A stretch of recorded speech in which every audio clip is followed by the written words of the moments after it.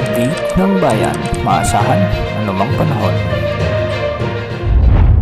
Magandang araw po sa ating lahat. Narito na ang pinakahuling update sa magiging lagay ng ating panahon sa araw na ito hanggang sa mga susunod na araw. Sa kasalukuyan ay dalawang weather systems ang nakakaapekto ngayon sa ating bansa, ang northeast monsoon o amihan at ang easterlies o ang mainit na hangin mula sa karagatang Pasipiko. Unahin natin ang easterlies.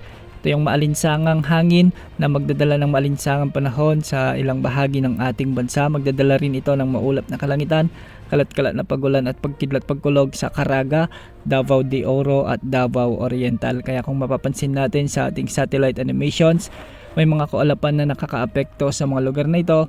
Mag-ingat dahil posible ang banta ng mga biglaang pagbaha o pagguho ng lupa, lalo na kung may mga umiiral na katamtaman at minsan ay malalakas na pag-ulan. Samantala, muli namang umiiral ang amihan o northeast monsoon na magdadala ng maulap na kalangitan at mga mahihinang pag-ulan sa extreme northern Luzon, particular sa Batanes at Cagayan kasama ng Babuyan Islands. Wala namang inaasang epekto ang weather system na ito sa mga lugar na ito. Para naman sa Ilocos Norte at Apayao, ang amihan pa rin ang magdadala ng bahagyang maulap hanggang sa maulap na kalangitan na may mga tsansa ng mga kalat-kalat na may hinang pag-ulan. Para naman sa Metro Manila at nalalabi pang bahagi ng ating bansa, asahan din ang bahagyang maulap hanggang sa maulap na papawirin na may mga isolated rain showers and thunderstorms. Dulot pa rin ito ng easterlies. Mag-ingat rin po dahil posible pa rin ang banta ng mga biglaang pagbaha o pagguho ng lupa, lalo na kung may mga umiiral na severe thunderstorms. Para naman sa lagay ng mga pag-alon sa ating mga karagatan, sa Northern Luzon, posibleng umabot ang mga pag-alon mula 1.5